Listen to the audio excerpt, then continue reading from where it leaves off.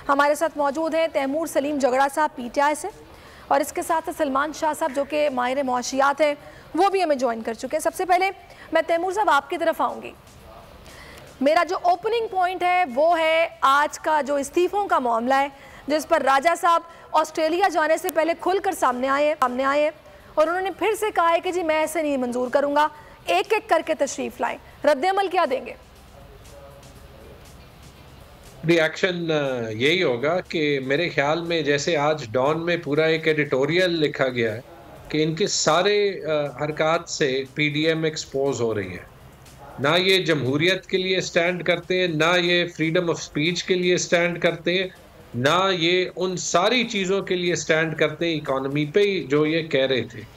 अगर पीटीआई के 120 लोग रिज़ाइन करना चाहते हैं तो करें। साल तो आपने मसला जो है वो टाल दिया। अगर इनकी वाकई नियत ठीक होती ना तो चलें, यहाँ पे इनकी बात मान लेते हैं। इस्लामाबाद में लोकल गवर्नमेंट इलेक्शन तो ये करा देते हैं, उससे भी वो भाग गए। देखिए, अगर कानून की बात होती तो ये ठीक थी, कानून की बात है नहीं। अपने मनमानी करते हुए तो वोट ऑफ नो कॉन्फिडेंस इन्होंने एक इलीगल करा दिया, लेकिन अभी ये आइन में वो चीज़ें नहीं मान रहे जो इनको माननी चाहिए, चाहे वो इस्तीफे हो इस्लामाबाद में, चाहे वो प्रोविंशियल असेंबलीज की डिसोल्यूशन। और ये भागेंगे इलेक्शन से, लेकिन किसी दिन तो इनको इलेक्शन का सामना ज़रूर करना पड़ेगा। सही, ठीक है, ये भाग रहे हैं इलेक्शन से, लेकिन कभी ना कभी तो उनको ये सामना करना पड़ेगा। जो भी डिलेइंग टैक्टिक्स इस्तेमाल किए जा रहे हैं उनका फ़ायदा कोई नहीं है, लेकिन इस सियासी अदम इस्तेहकाम की वजह से हम मुआशी तौर पर बहुत पीछे जाते जा रहे हैं।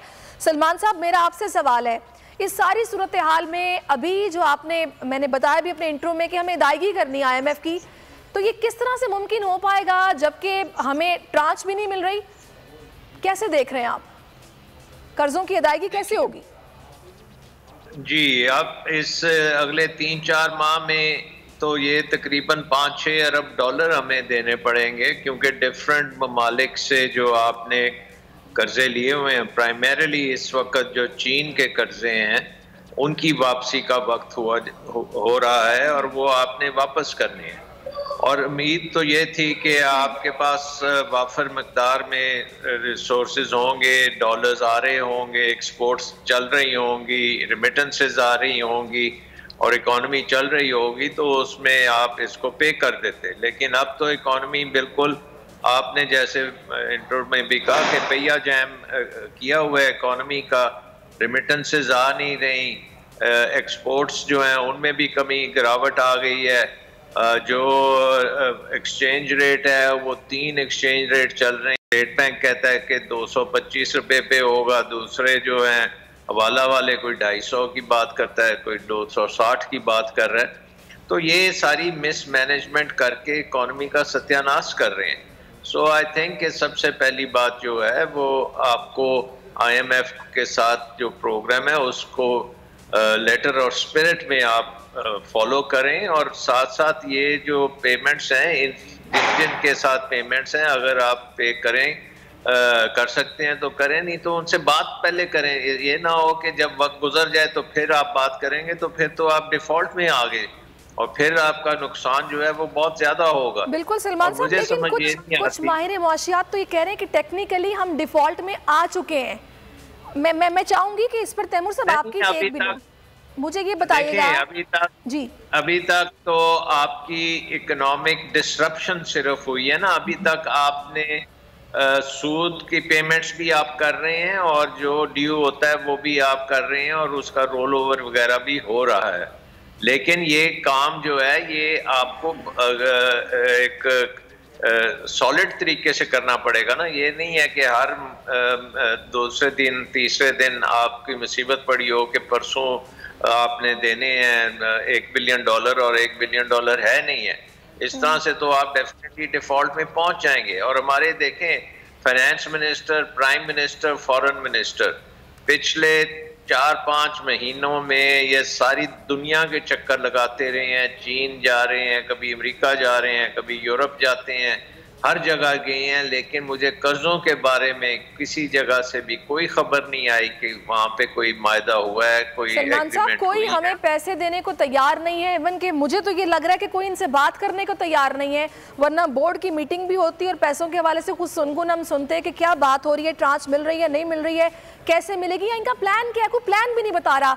मैं तैमूर साहब आपकी तरफ आऊंगी। प्लान जो हमें नजर आ रहा है वो हम सुन रहे हैं जनाब टेक्नोक्रेट सेटअप के हवाले से कि किसी तरीके से इलेक्शन में हमने नहीं जाना, शिकस्त का खौफ है, ये पहिया चलना चाहिए, तो जो चीज़ डाइजेस्ट हो सकती है वो टेक्नोक्रेट सेटअप को लाया जाए ताकि कुछ हो सके। मुलाकातों की भी खबरें गर्दिश में हैं। आप किस तरह देख रहे हैं इस नए शोशे को या इस प्लान को? देखिए, कहने को तो टेक्नोक्रेट मैं भी हूँ, टेक्नोक्रेट सलमान साहब भी हैं, हम दोनों जो है वो हमारे प्रोफेशनल करियर्स रहे हैं। लेकिन ये तो मैं ब्लैक एंड वाइट में कहूँगा कि 75 साल हमने बहुत एक्सपेरिमेंट कर लिए। Military government, civilian governments, military governments में टेक्नोक्रेट्स ही 30 साल रहे हैं। टेक्नोक्रेट गवर्नमेंट्स के तजर्बे जहाँ भी हुए, पाकिस्तान को तो छोड़ें, पूरी दुनिया में, और जो बड़ी मिसालें जहन में आती हैं, एक बांग्लादेश की जो 2007 से 9 में हुआ, उसको ही यहाँ पर रेफर किया जाता है क्योंकि वो एक्स्ट्रा कॉन्स्टिट्यूशनल था, लेकिन 2009 में उन्हीं लोगों को वापस हुकूमत की चाबियाँ देनी पड़ी जो उससे पहले थे, जो वहाँ पे जो दो बेगमात हैं, शेख हसीना और जो खदीजा ज़िया, मेरे ख्याल में उनका नाम है। दूसरी जो मशहूर मिसाल आती है वो इटली जैसे तरक्की याफ्ता मुल्क में है।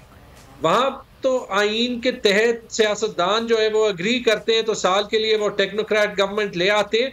वो तजर्बा भी नाकाम रहा है, और एक टेक्नोक्रेट सियासी मैदान में आते हुए मुझे समझ आई है कि क्यों टेक्नोक्रेट्स का हुकूमत में होना बड़ा ज़रूरी है, लेकिन पॉलिटिकल सिस्टम के तहत अगर आप डायरेक्टली इलेक्टेड हो तो आपके पास फिर एक एक्चुअल जो है वो पावर बेस भी होती है, आप ज़्यादा मुश्किल काम कर सकते हैं। तैमूर साहब,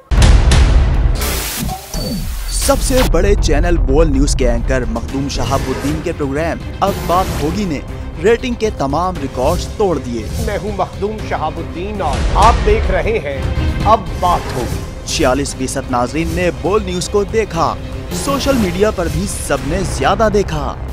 सब्सक्राइब करें और बेल दबाएं ताकि कोई खबर रह न जाए।